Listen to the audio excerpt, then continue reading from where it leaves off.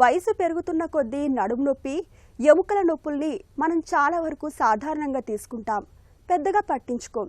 కానీ ఎంతకీ తగ్గకుండా వేధించే ఇలాంటి నొప్పుల వెనుక కొన్నిసార్లు మైలోమా అనే నిశ్శబ్ద శత్రువు కూడా దాగి ఉండొచ్చని చెబుతారు డాక్టర్లు. మనలో రోగ నిరోధక శక్తిని పెంచే ప్లాజ్మా కణాలే క్యాన్సర్గా మారే ఒక విలక్షణమైన బ్లడ్ క్యాన్సరే మైలోమా. ఎముకల్ని లోపల పిప్పి చేస్తూ చివరికి కిడ్నీలు సైతం కబళించే ప్రాణాంతక మహమ్మారి మైలోమా గురించిన పూర్తి వివరాల్ని ఇప్పుడు తెలుసుకుందాం.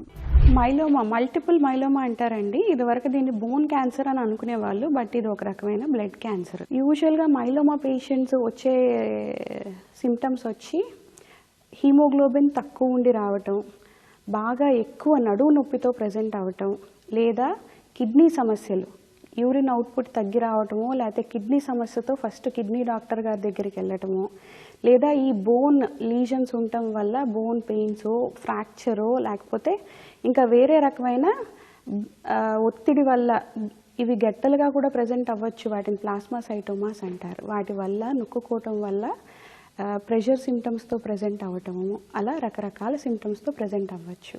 అదే కాకుండా కాల్షియం అనేది అధికంగా రిలీజ్ అవ్వటం ఈ బోన్ నుంచి జరగటం వల్ల వాళ్ళు కాన్స్టిపేషన్ సిమ్టమ్తోనో, లేకపోతే ఈ స్పృహలో లేకపోవటం అనే సిమ్టమ్స్తో కూడా ప్రజెంట్ అవ్వటం అనేది కామన్గానే చూస్తూ ఉంటాం. మోర్ దాన్ 60% కనుక ప్లాస్మా కణాలు ఉన్నాయి అంటే ఇంకా దాన్ని మైలోమా అని మనం అక్కడే నిర్ధారించగలుగుతాం. మైలోమా బ్లడ్ క్యాన్సర్ కాబట్టి క్యాన్సర్కి కీమోథెరపీయే ఉంటుంది. కానీ ఈ కీమోథెరపీ అనేది హై డోస్ కీమోథెరపీ ఏం కాదండి. వీక్లీ సైకిల్స్ ఉంటాయి.